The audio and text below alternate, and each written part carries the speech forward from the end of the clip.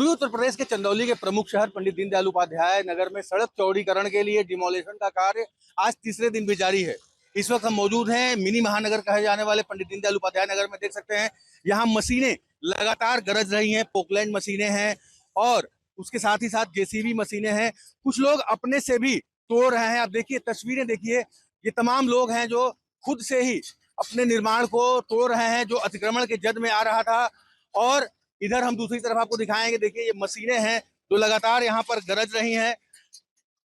सड़क का चौड़ीकरण का कार्य हो रहा है और इसमें पिछले 3 दिनों से लगातार डिमोलिशन का कार्य चल रहा है। मार्किंग की गई थी पीडब्ल्यूडी की तरफ से और ये बताया जा रहा है कि जो हिस्सा अतिक्रमण में आ रहा था उसको तोड़ा जा रहा है।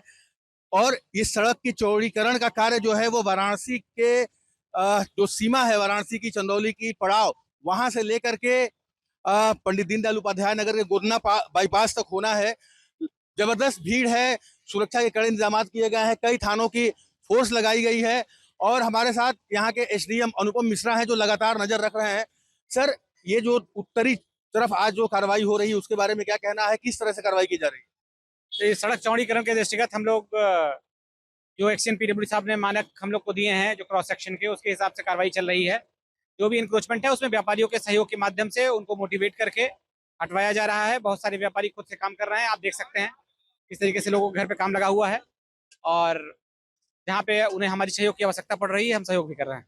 ये बताइए सर कि ये जो चौड़ीकरण का कार्य है उसमें जो अतिक्रमण किया गया था पीडब्ल्यूडी की जमीन पर, उसमें दक्षिण तरफ तो आप लोगों ने डिमोलिशन करवाया है, कुछ लोग अपने भी कर रहे हैं। उत्तर तरफ का जो कार्रवाई है वो कहाँ तक होगा? दोनों तरफ जो हमारे मानक हैं उसमें दोनों तरफ जो भी आ रहा है उस पर एक्शन साहब लगातार कार्रवाई कर रहे हैं। हम लोग मौके पर शांति व्यवस्था बनाए हुए हैं, हमारी पूरी टीम में मौजूद हैं।